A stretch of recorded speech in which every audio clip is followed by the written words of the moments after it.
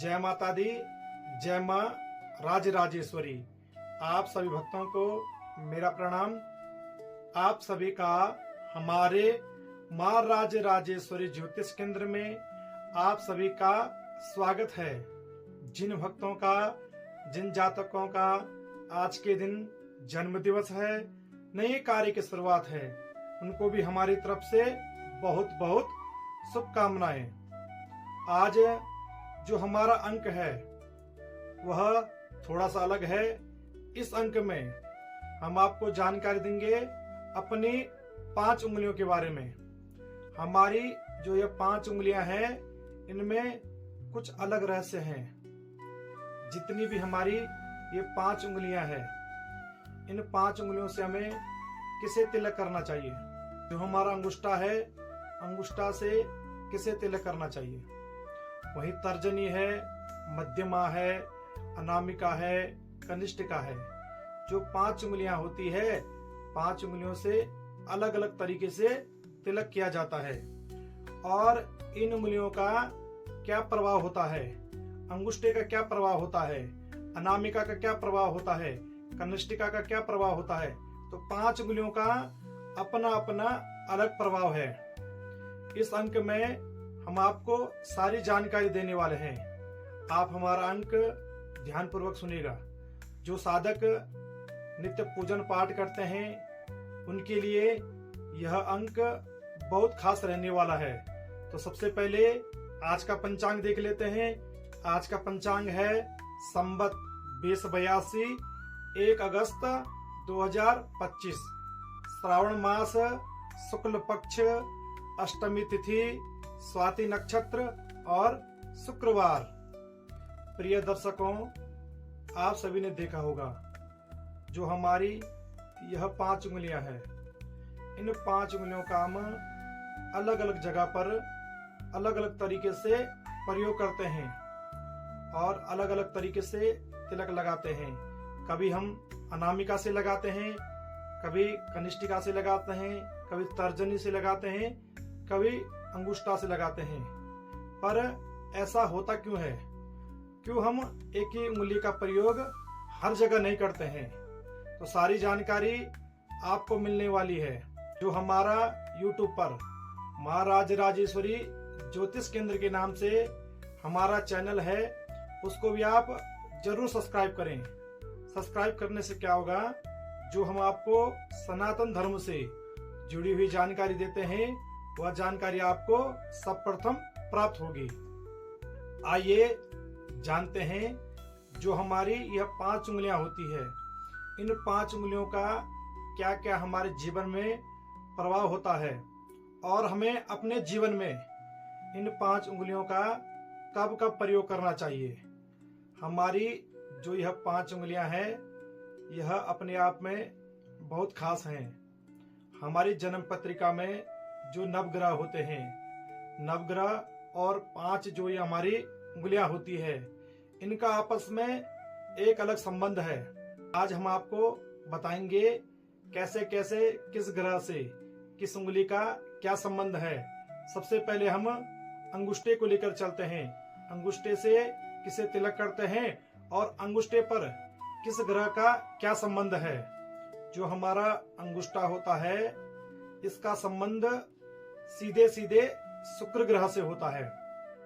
और शुक्र ग्रह हमारे जीवन में धन का कारक, वैभव का कारक, यश का कारक, कीर्ति का कारक माने जाते हैं। वहीं जितने भी हमारे त्योहार हैं, चाहे रक्षाबंधन हो, चाहे दशहरा हो, जितने भी हमारे नाना प्रकार के त्योहार हैं, रक्षाबंधन में बहनें अपनी भाई की कलाई पर राखी बांधती है और उसकी विजय की कामना के लिए जो हमारा अंगुष्ठा होता है, अंगुष्ठे से तिलक करती हैं।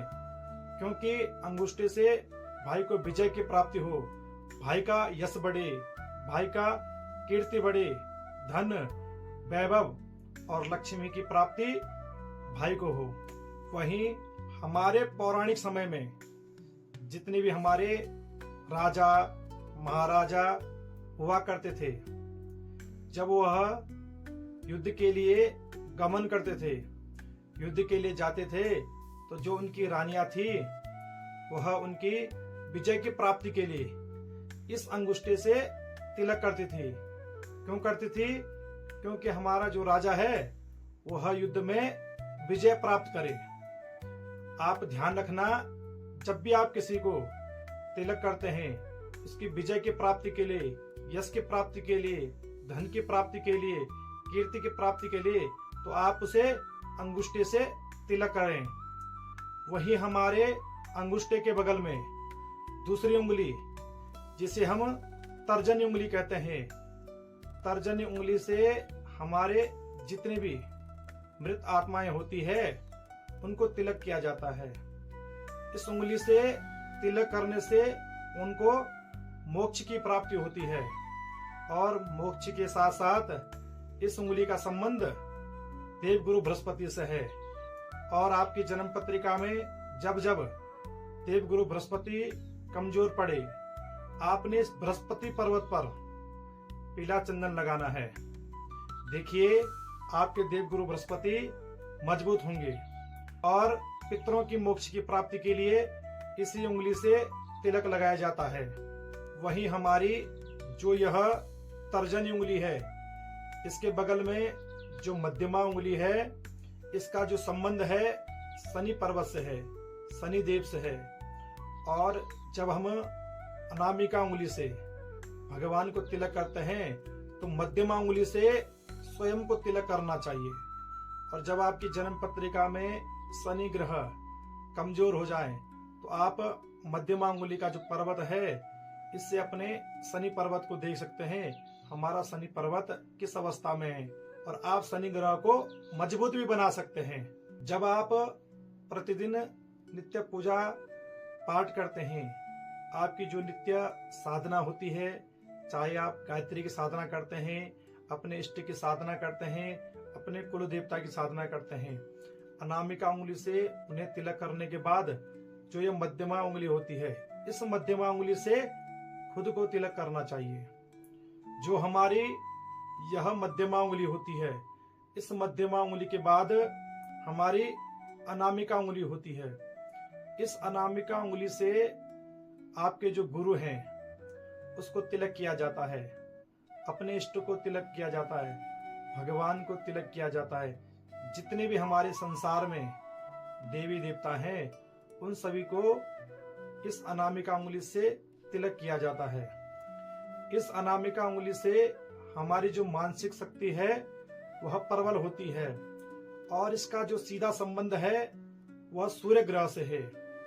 सूर्य ग्रह ग्रहों के राजा होते हैं, और जहां राजा प्रसन्न हो गए वहीं प्रजा प्रसन्न है। और आपके जहां गुरु प्रसन्न हो गए, जहां आपके इष्ट प्रसन्न हो गए, समझो सारा संसार आपके साथ है। और जो हमारी यह अनामिका उंगली है, इसके बगल में हमारी कनिष्ठा है, और इसका तिलक लगाने के लिए कहीं भी उपयोग नहीं किया जाता है। यहाँ तक कि जो हमारी कनिष्ठा उंगली है, इसका पूजन में भी वर्जित है, और इसका संबंध बुध ग्रह से है। और हमारे बाकी नवग्रह होते हैं, उनका हमारी हथेली में एक स्थान होता है। इसकी जानकारी हम आपको अपने अगले अंक में देंगे।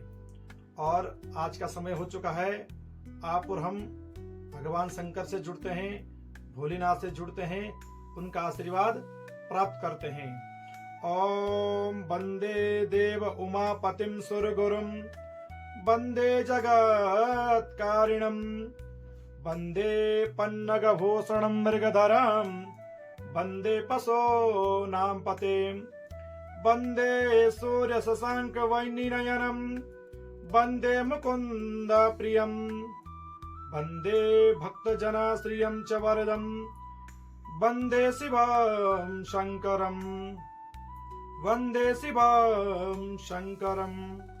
इन्हीं सभी के साथ हमारी तरफ से आपके जीवन के लिए मंगल शुभकामनाएं। जो साधक डेली नित्य पूजा करते हैं, अपनी संध्या वंदना करते हैं, जिन साधकों को अभी तक ज्ञात नहीं था किस उंगली से किसे तिलक करना चाहिए, देवताओं को अपने गुरु को किससे तिलक करना चाहिए, यश प्राप्ति के लिए किस उंगली से तिलक करना चाहिए, अपने पितरों की मोक्ष की प्राप्ति से किस उंगली से तिलक करना चाहिए, स्वयं को किस उंगली से तिलक करना चाहिए।